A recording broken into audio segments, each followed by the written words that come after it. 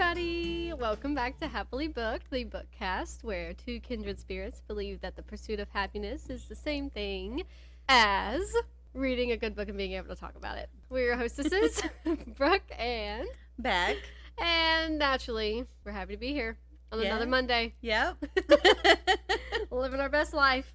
So, how's it going? It's going great. That's great. Did you have a good weekend? I did have a good weekend. I went to North Carolina. I was visiting my best friend. She's going to be so happy I said that. We had a fun time. It was too short, though. It was too short. Last time I visited her, I think I was up there for like a total of 4 days, and I drove myself. So I feel like that had something to do with it. This time I flew up there, which you would think would give us longer to hang out because it was only an hour flight. Right. As opposed to a 7-hour drive. But we just didn't have enough time to hang out. But we had a fun time. We went around to different bookstores. We went to this really nice 2-story Chick-fil-A. I thought that was really cool. Yeah. When you texted me, I was like, man, I'm jealous. Yeah, it was pretty neat. I was imagining how tough it probably is to clean that. Yeah. But it was really cool. Then we went to a botanical garden. We went to a rose garden, which was surprisingly small. We expected it to be like larger, like the botanical garden, but it wasn't.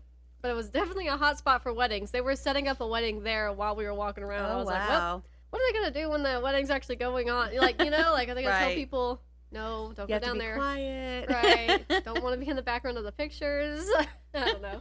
It was really pretty, though. They had so many different roses that were different colors. Cool. They all smelled so good. She kept walking around. She was so excited taking pictures, and I was like, you got to stop and smell the roses. That's funny. Of course. And I love roses. she laughed. I laughed. Everyone laughed. I'm glad you had a good time. Yeah, it was pretty fun. And then, I actually then forced her against her will to learn to knit. So that was fun. Oh, did she enjoy that? So far, she seems to be enjoying it okay. She's knit up 3 little squares. Okay. And they look better than my first squares. Awesome. And it's because she's had a great teacher, I'm sure. Yeah, absolutely. I only did show her the beginning. Like, I never had time to show her how to, like, actually cast it off the needles. So I'm sure she had to look up some YouTube videos. But she did fine. She sent me some pictures of her little squares. And I was like, oh, this is so cute.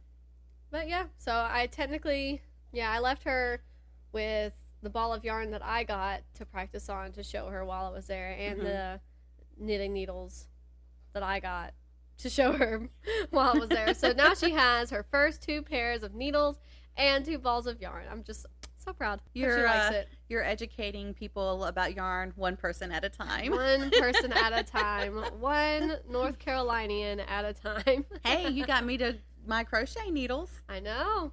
That was all you, though. You wanted to do that already. I was like, oh, but this would be a great Christmas present. I might not have done it when I did it if it hadn't been for you, though. Stop. No, I enjoy knitting, so I hope she enjoys it too. And I'm glad you're enjoying crocheting. Yes. You said something about something you were going to put together today? Yes. What was that? Your sweater. I'm going to stitch it together. That's so exciting. I can't wait to, like, have it, and I'm going to take some pictures in it.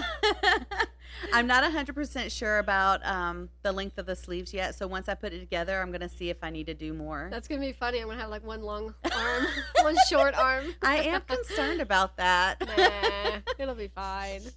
That's exciting. I did not cover up the birds or take the dog collars off, so sorry, everybody. I don't care enough, though, to stop and do that now.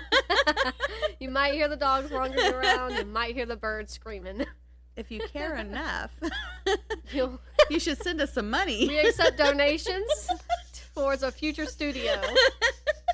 Although, Becky, you did say that we're going to have birds regardless. I mean. So, it's a trick. You won't hear dog collars, though. No. Unless I bring them anyway. Can't help it. Well, I mean, you got to do what you got to do. Yeah. So, while I was in North Carolina, we go to bookstores. They have so many Barnes & Nobles up there. That's cool. So many. Last time I went up there, we went to like 5 different bookstores. Not necessarily Barnes & Nobles, but we went to like 5 different bookstores. And I came home last time with like, I believe it was 18 books. Wow. So one reason I knew I couldn't really get 18 books again this time was because I flew. Right. And I'm a very light flyer. I don't want to check a bag if I don't have to. So I had a book bag, and I was strict about what I was letting myself bring. And I told her when I was up there, I said, the only amount of books that I am able to buy and take back home would be 3 not large books. And there was like 2 books up there that were like 500 pages that I wanted to get so bad. I was like, oh, well, I can't do it. But I know what you see here is going to be different from what I'm going to tell you. Okay. But I only bought 2 while I was in North Carolina. Okay. Yep. So, that being said, I have a little bit of a book haul. If that's all right with you, I'd like to just go into that. Yes, absolutely. Okay. So, the first one, I'll go over the ones that I got from North Carolina first. Okay. From the state. The state sent me these. From North Carolina state. So, the first one I happened to find in the horror section was Stephen King's Cycle of the Werewolf. Oh, that's very short. Yeah, it is very short. I didn't realize it was this short when we were talking about it for our book tag and stuff. Mm-hmm. And I guess because it's just Stephen King. Right. Like, you assume it's not going to be just under 200 pages. Right. But I found it, and I was like, oh, this is so tiny. I'm going to buy it right now. So, it's pretty cool. I'm really glad I have it. I really like the cover. It looks really spooky. And it's got illustrations in it. And I don't think I realized that originally. Cool. I thought it was just a normal novel. Right. But it's got some spooky illustrations in it. Let me see if I can find one. That's pretty cool. They're a little graphic. Oh, this one's cool, though. Beware. Like, look at that. That is cool. That's neat. Spooky. So the illustrations are by Bernie Wrightson. I was about to ask you who did the illustrations. Yeah, I'm not sure. I haven't looked up anything else he's done, but I thought these were really cool. Very Stephen King. Yeah. You know, very perfect for that. So it's The Cycle of the Werewolf by Stephen King. I guess I should go in about what it's about. I guess. Every time somebody talks about Stephen King, it's like, you don't really need an explanation. Right. You know? I'm going to do it anyway, though. I'll read the back. The first screams came in January from the snowbound railway man who felt the inhuman fangs ripping at his throat. The shrieks of ecstatic agony from the woman attacked in her cozy bedroom were heard the following month. As the year progresses and the seasons change, scenes of unimaginable horror unfold in the isolated Maine town of Tarker's Mills. No one knows who will be the next victim, but one thing is certain. When the full moon rises, a paralyzing fear sweeps through the community. For snarls that sound like human words can be heard through the wind, and all around are the footprints of a monster whose hunger can never be sated. Sated? Sated? Spell it. S-A-T-E-D. That sounds right. Sated. Sated. If I said that word wrong, I don't know. Let me know, guys. Let me know. I don't actually know how to read. This is all a pretend. This is all tomfoolery. So the second one I got, I've heard of this book for a long time. I've been interested in this book for a long time because the person who got me interested in this book was also the person who got me interested in reading Station 11, which is Ariel Bissett, who they have their own book podcast. Her and Raylene LeMay, even though her last name's not LeMay anymore. I don't think she just got married. Anyway, and they have a podcast, and their podcast is called Books Unbound, and they're just so great. They're so funny. So when she talked about this book, I was like, well, of course I'm going to like it, probably. She says it's very similar to Station 11 because it's also a pandemic book. Okay. Shocker there. and so, I mean, she just convinced me. So I've always wanted this book. So when I found it at the bookstore, I was like, well, I may as well buy this because I know I want it, and I'm going to do it, and it's not too big, so it can fit in my bag. It's called Severance by Ling Ma. Very pink cover. Yes. It's also a pandemic book. It doesn't have a synopsis on the back, but when I opened it up, I read like the first few sentences, and I was like, done. Bought. Consider it paid for $17. So I'm going to read the first few sentences of the book. Okay. And this is the prologue. After the end came the beginning, and in the beginning there were 8 of us, then 9. That was me, a number that would only decrease. We found one another after fleeing New York for the safer pastures of the countryside. We'd seen it done in movies, though no one could say which one exactly. A lot of things didn't play out as they had been depicted on screen. So when I read the first sentence, it was after the end came the beginning. I was like, well, that was a great first sentence. But I actually had read a few paragraphs into the prologue at the bookstore, and I was like, well, this is great. There's a bunch of city folk trying to figure out how to shoot a gun while the world is ending. It was entertaining. So I'm really glad I have that to read now. And I think it is going to be fairly similar to Station 11, so I think I'm going to like it a lot. And the last one I did not get in North Carolina. I actually was going to order this on Amazon, and then I meant to take it out of my Amazon cart. Right. And then my mom texted me and said, I bought you that book that was in the Amazon cart. I said, okay. You really should stop doing that. I meant to take it out. I just forgot. Honest. Hand to God, I just forgot. So it is called The Great Train Robbery by Michael Crichton, who, for anybody who doesn't know, Michael Crichton wrote Jurassic Park. So, if they've been listening to this podcast, they know that. Hopefully you're not just now stepping in, but that's okay if you are. Welcome. So, yeah, I don't know what it's about, other than the fact that it's about a great train robbery. And Michael Crichton wrote it. So I will just read this little tiny synopsis if that's all right with you, yes, Rebecca. Yes. Is that okay? Lavish wealth and appalling poverty live side by side in Victorian London, and Edward Pierce easily navigates both worlds. Rich, handsome, and ingenious, he charms the city's most prominent citizens even as he plots the crime of his century. The daring theft of a fortune in gold, but even Pierce cannot predict the consequences of an extraordinary robbery that targets the pride of England's industrial era, the mighty steam locomotive. All right. So I don't know if they're stealing something on a train or if they're stealing the train, but sounds like there's going to be a heist, and that sounds fun. And it's by Michael Crichton, so it's going to be at least good quality. So that's all my book haul. Yay! I was a good girl in not Barnes Noble. I was a good reader in Book Buyer, whatever you want to call me, in North Carolina. I did not come back with 18 books. I looked up that word. It is pronounced sated, and it just means fully satisfied. Okay. Because I know the word insatiable, which I guess would be like the opposite.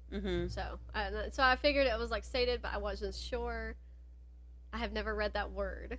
It's weird when you stumble upon words you realize you've never read. Right. It's odd. So do you have a haul or anything like that? I don't have a haul, but I was reading in Run, Rose, Run, and I've gotten a little bit farther in the book. Definitely not halfway through yet, but getting there. And I thought, we have our Facebook page, and I don't post on there as much as I'd like to. So something that I've started trying to do is follow some of the authors we talk about. So I said, you know what? Let me go follow James Patterson. Yeah. So I did. Nice. And I was just stalking his page as you do when you first start following somebody. And he was talking about a new book he has on Audible, but I think it was done specifically for Audible. Okay, like an Audible original? Yeah. And it's called The Method.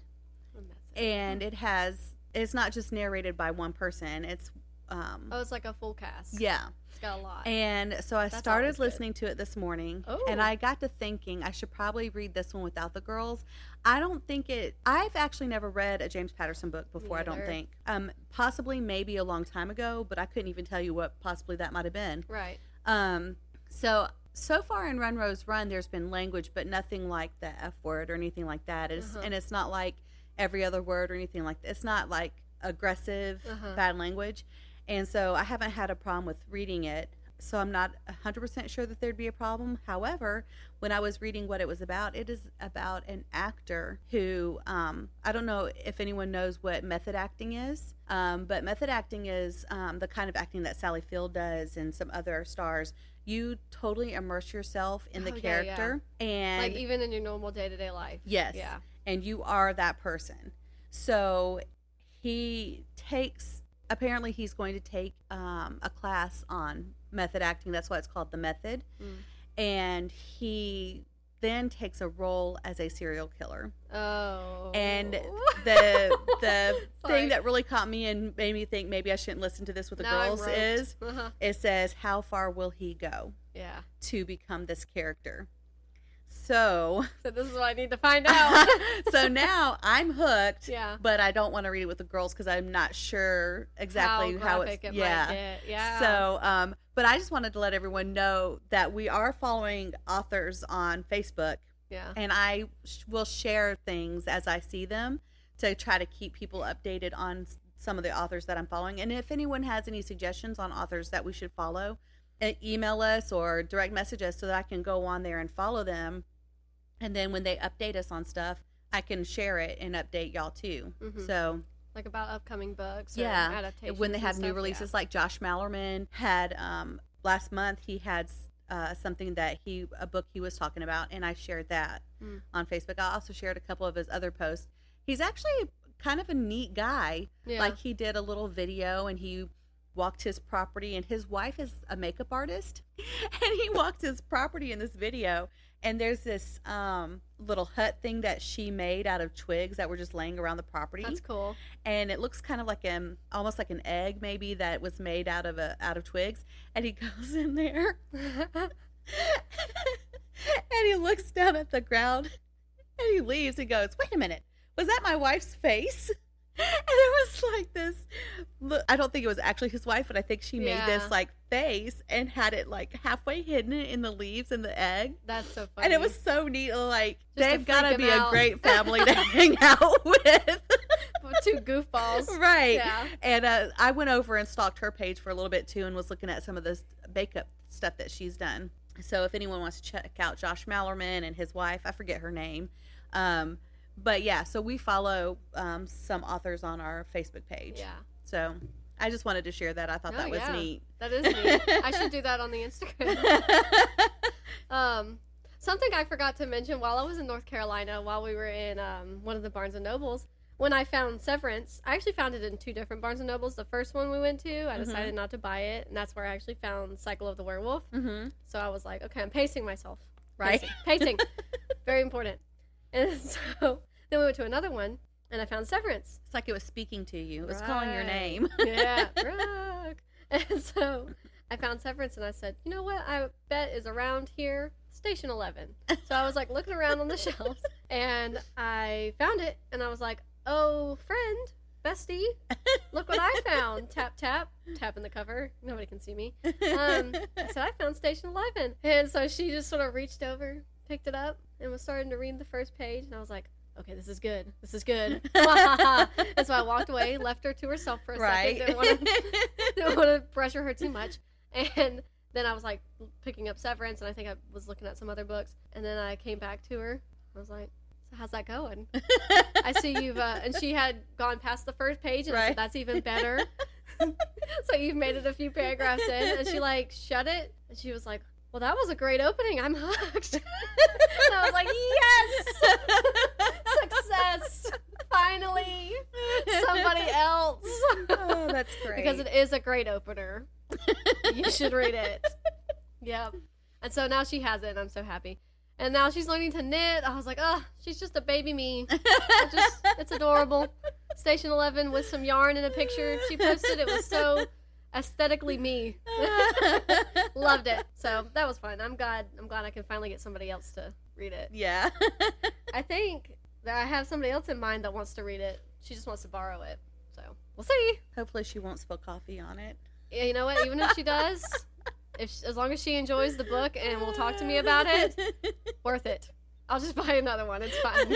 Not really twisting my arm there. I really wish they had different special copies of that book. Like, there's only like 3 covers I think it has. Oh. Just the first original one that's a hardcover, and it actually has like a deer on it, which I'm actually really interested in it. I actually don't even know if it's an American cover though, because I've never seen it here. But I saw it on like thrift books, I think. And I was like, should I buy this? You should have. I might. I might want to buy it.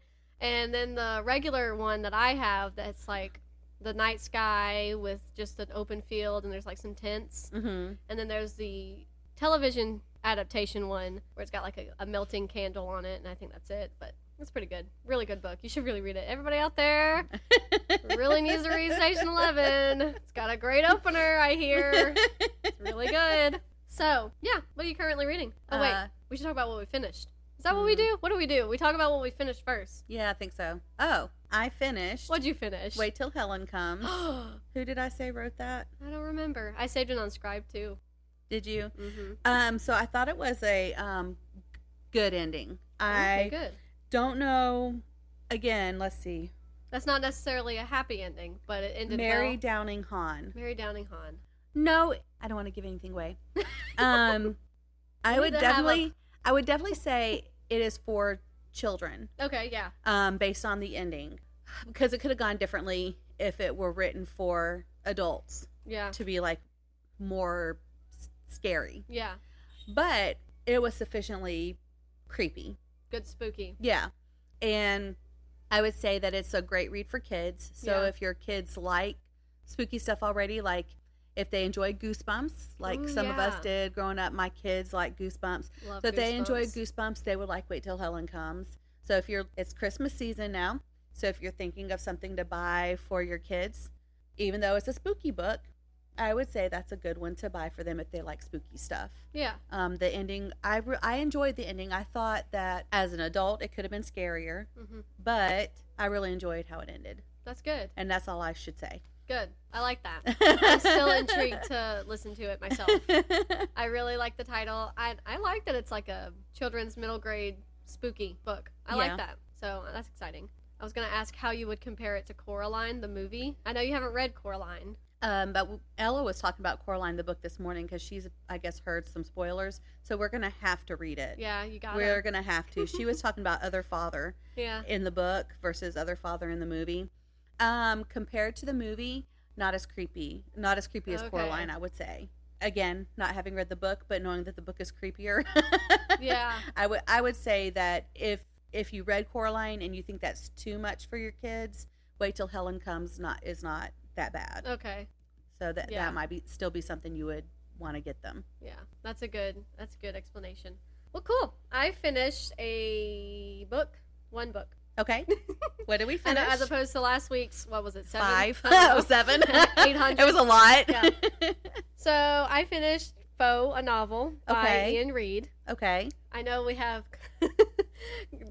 differentiating opinions so far with Iain Reid. It was good. It was the one where you open up at this farmhouse in the middle of nowhere, and this couple looks out the window, and this random person's coming down their driveway, and they're like, this is weird. This doesn't happen. And they go out to meet him, and it just takes off from there. Right. It was good. Solid beginning.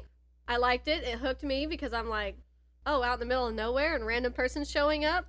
What is gonna happen? Like, creepy.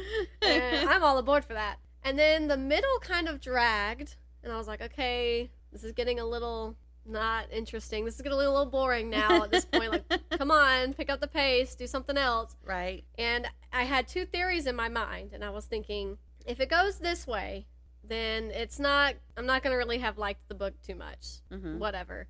Not horrible, but it could be better if it would go this other way that I'm thinking. And it went the other way.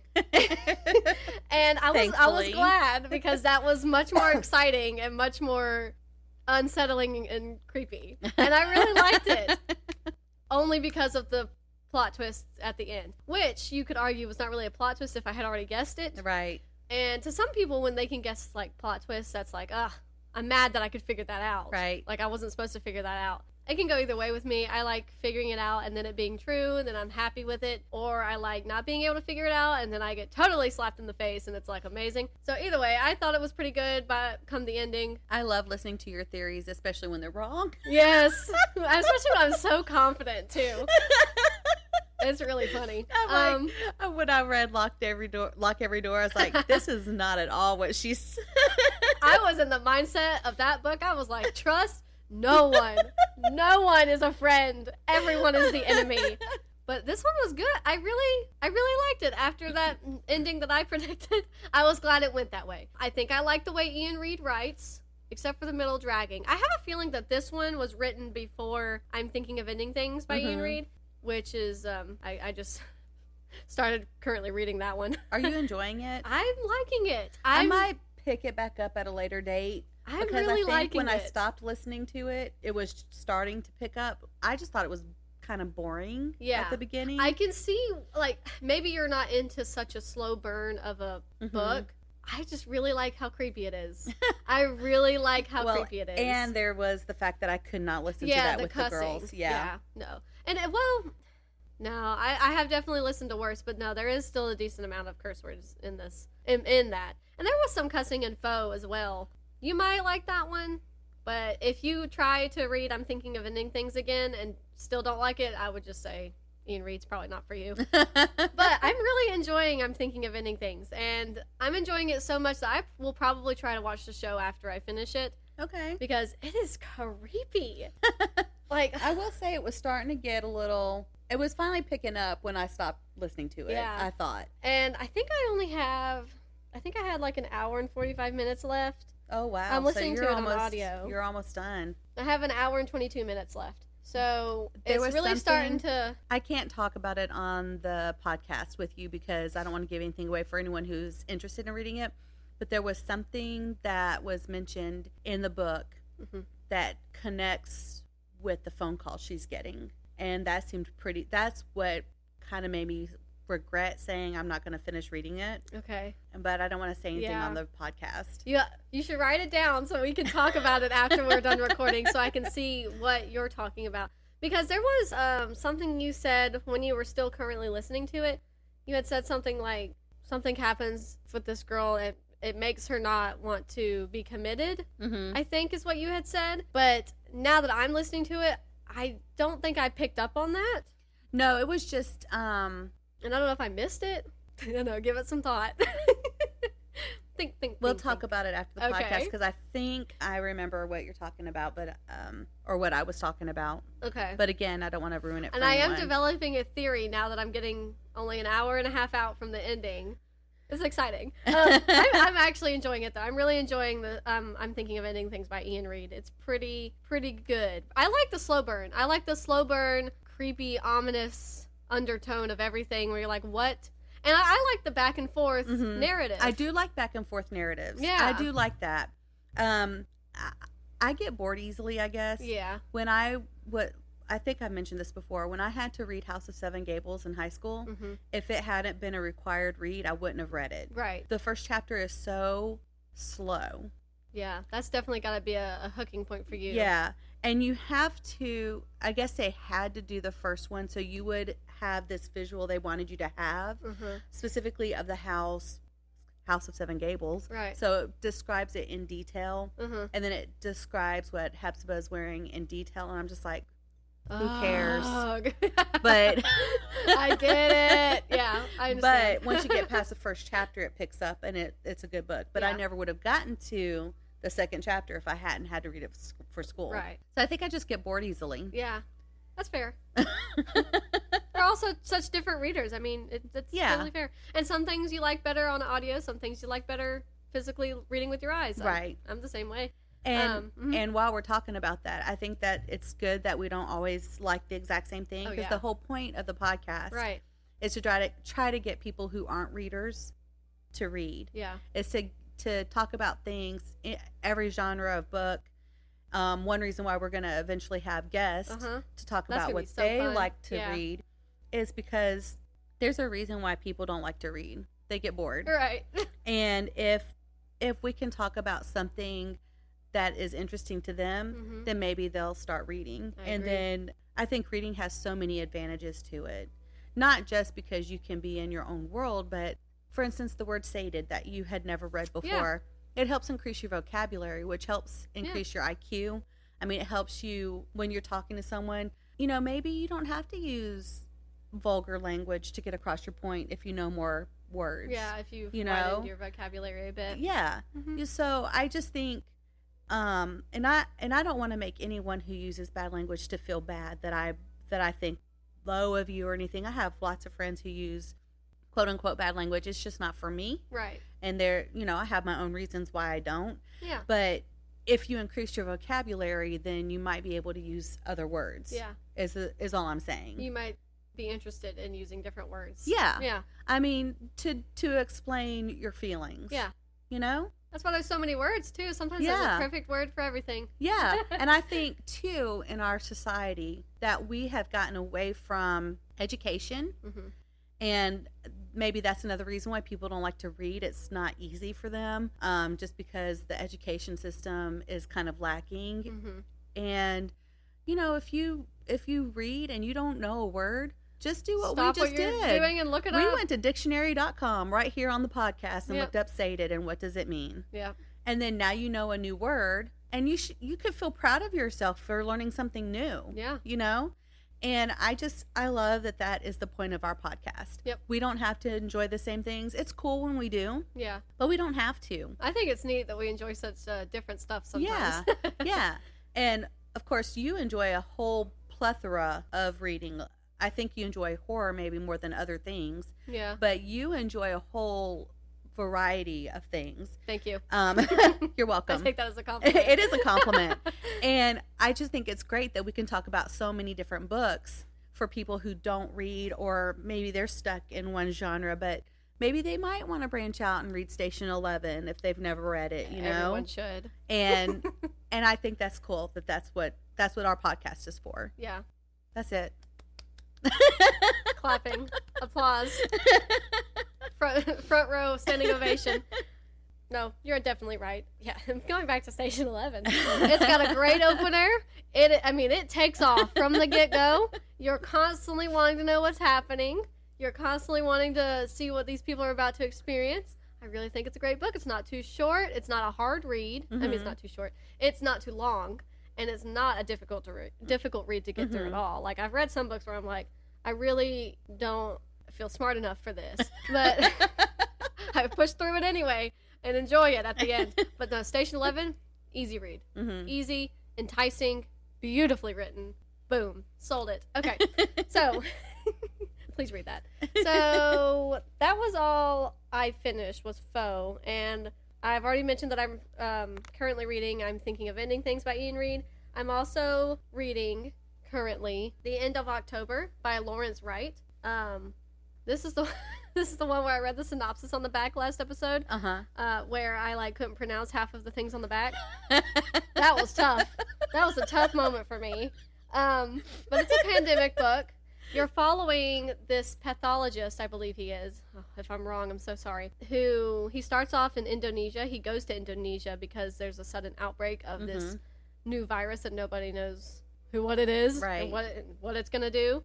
I'm sorry, epidemiologist Henry, not pathologist. There are pathologists in the book, but he's an epidemiologist. Those are big words. And it starts off there, and he's trying to prevent the outbreak from getting any more severe. So he's just trying currently to just track down the people who took him to this camp where this virus first originated, and who might be elsewhere. It's pretty good so far. I will say it's a bit harder of a read, sort of like what we were just talking about. It's sort of, there's a lot of medical terms in it, which is fine if I just take my time and talk through it, use the claps to get through the syllables. It's good though so far. I'm still intrigued. It's a pandemic book, so I have high hopes for it regardless. I'll probably make myself like it regardless. It's pretty interesting right now. It's definitely more literal and medical than quote unquote beautifully written, I guess. But it's good. It's good so far. I'm enjoying that. And I don't know if I said the author, but his name's Lawrence Wright. So doctors might like it. Yeah, you might like it. It's pretty literal. It was written in 2020, I believe. So I like seeing the difference in the pandemic books that were written way before 2020 versus the ones that are written in 2020. Also, that's kind of fun. So this one was written in 2020. I believe it was published same year. But like Station 11 came before its time, and it's funny. It's almost creepy when you read some of the stuff in Station 11 and you're like, right, that happened, but it was way before its time. Yeah, copyright 2020. So, The End of October, Lawrence Wright, pretty good so far. I haven't read The Turn of the Screw. I like it, but I just haven't taken the time to read it. So I guess technically I'm still reading that. Whatever. We'll see how that goes. You haven't stopped reading it yet. Yeah, it's just taken me a minute. But that's because it's on your Kindle, right? Yeah, my Kindle's probably dead. I did think about buying that physically while I was in one of the Barnes & Nobles, but I was like, why? I'm reading it on the Kindle. Like, why? I've also thought about looking up an audio version, but... Hey, I mean, I have 3 copies of Goblin. Yeah. Yeah, I used to do that. That was one of the reasons I would get through books so quickly, is I would normally start off with the physical book, and then in order to progress quickly through it, like, okay, I'm reading it at home, now I'm about to go to work. Do I have the audio version? No. Well, let me get the audio version, whether it was pay for it or not.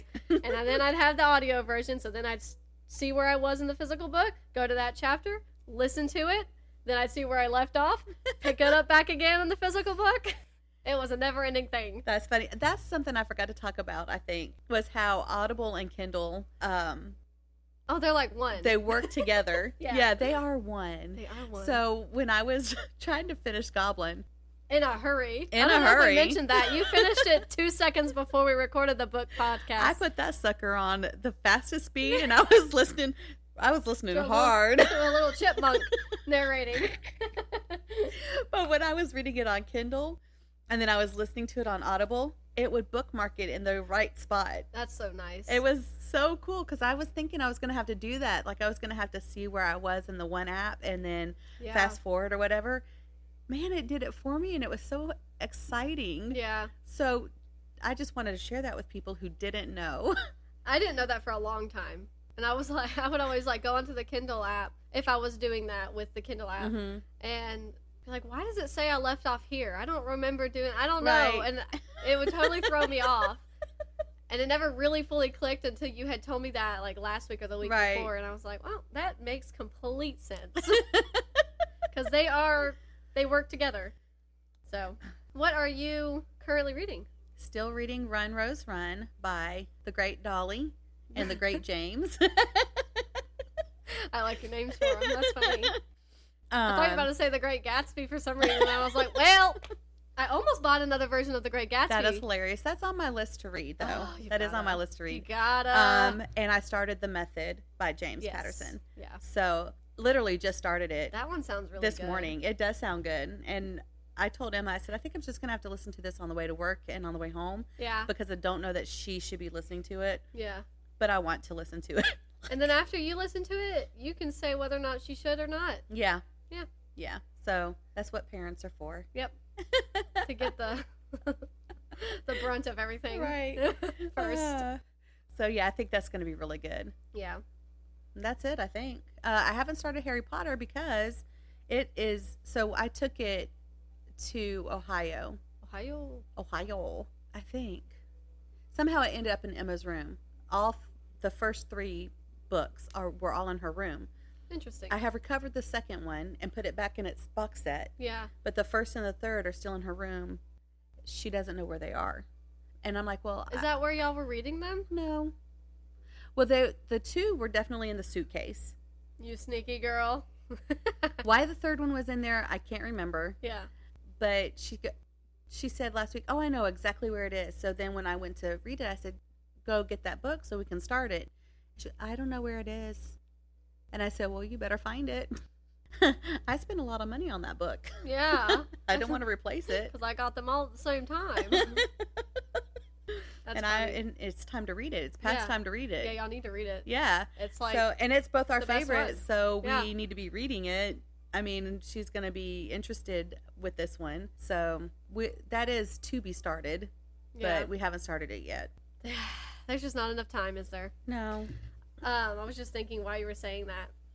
That is literally what I was just thinking. There's just not enough time to read the books you want to read, because I've been wanting to reread some books, and I'm like, but I can't necessarily justify it yet. I want to read books I haven't read yet, but at the same time, I want to reread these books that I like so much, and I'm just struggling so hard. But it also made me think of this movie. This is a great movie. It's one of my favorite movies. It's called About Time, and I can roughly sum it up. It's one of my favorite movies, but can I tell you what it's about? This man, it's like a romance, or it's like a It's like a drama, a romance drama, rom-com. Okay. It's really, really good. But this man, he meets this girl, and he thinks he really likes her. Mm-hmm. And then he, like, does something that's completely ruins his chances or whatever. Oh. But he's, like, gotten to the certain age where his dad is going to reveal a secret to him about their male lineage. So, turns out he can go, I know it's going to probably make you think of the time traveler's wife, but they can go back in time. Oh. The men can. Just the men. And they can go back in time, and they can't go forward in time. Whatever they do, whatever they want to change, they can't predict what's going to happen, what's going to change later on. But it just made me think of this movie because there was one point when the son's having gone back in time several times, and he's, like, experiencing all these things, and he comes and he's like, what's the point? And his dad's like, well, you have to figure it out for yourself. You have to do what you want to do with it, because he just doesn't know why he even can do this. Mm-hmm. And the dad's like, well, for me, it's always been about books. He's like, he just goes back in time, and he takes all of this time where he can just read and read and read, and he gets all of these books done. And I'm like, wow, what a life. But that movie is so sweet. I made our great questioner that sent us questions last episode, Katie, I made her watch it, I believe, one day. I think it was her and my best friend in North Carolina. And they were blubbering on the couch because it was just such a sweet movie. It's so great. That just made me think of that, so you should watch it. I should. That sounds like a good movie. It's a really good movie, and I think it would be appropriate for your children as well. But maybe just look it up just in case. Because Brooke has this problem with remembering things. Yeah. And she doesn't have children yet, so she doesn't think about that. Yeah. I try, but it doesn't always work. I think that one's a pretty clean movie, though. But it's really sweet. Anyway. That's all I got. All right. Well, we did good then. Yeah, 45 marked right there. We will be having merch soon, by the way. Yes, I was definitely about to say something because your mom wants to also be mentioned as our sponsor. Yeah. And I actually really appreciate your mom because she is always liking things and telling people to follow us, and she's amazing. She really is our number one fan. Yeah. And we're going to do a photo shoot next week. Yeah. And I'm so excited because Brooke was giving me all this stuff this morning, and I was like, oh my gosh, I'm loving it. Yeah. And so we're both excited that we have merch samples. And whenever everything gets worked out, we'll have merch, but we're not sure how long that's going to be, so don't get overly excited. It's the logistics of it that we're trying to we would love to have stuff ready by Christmas, so you could get these would be, some of the stuff would be really good Christmas presents. Yeah. I mean, I got excited when Brooke gave it to me. I'm like, yes. Yeah. So definitely be looking for some photo shoots coming soon, but so excited. I wanted to just tell your mom thanks because, I mean, she's been doing a really good job on this. It's so awesome. The stuff that she's got for us and that she wants to do that for us is super cool because I think we had talked about merch before and we're like, what are we going to do? Yeah. Who's going to do that for us? Right. I mean, you hardly have time to have a normal life and get stuff edited, let alone work on merch. And we're just like, I don't know what we're going to do. So mom to the rescue. So thanks, Mom. I mean, this is awesome. Yeah. So shout out to your mom. Shout out to the Sideways Sheriff who, got us our equipment and got us set up and everything. And I hope you guys are checking him out on Instagram and YouTube. He's got a YouTube channel. And Emma goes, Mom, did you know Austin was on TV? I said, yeah. Oh, yeah. Yeah. And so what was the show he was on? Getaway Driver. Getaway Driver. So I don't know if anybody watches. I think it's on Discovery Plus. She said it was on Discovery Plus. Yeah. And I guess, I don't know how she found that out. I don't know if she was. Maybe she looked up the Sideways Sheriff. Maybe she did. So y'all check him out because we want him to be successful in drifting. I mean, he loves that. So y'all check him out. And I guess that's it, you guys. Thank you. Thank you, everyone who listens, whether you listen every week or you just listen every once in a while when you don't have anything better to do. Thank you. Regardless. It adds up. Because it just feels, it's nice. It's so weird that I'm thinking exactly this quote that I say every week, even though I screw it up every week. So I'm sorry that I don't actually quote it every week, but it really is nice to know that there are so many kindred spirits in the world. It's true.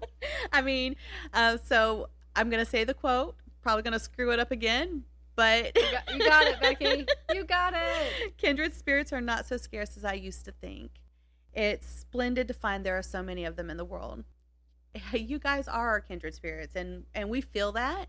I know that we don't talk to each and every one of you on a personal basis, but the coworkers and the friends and family who talk to us lets us know that you're there. Yeah. And we appreciate you so much. So until next week, stay happily booked.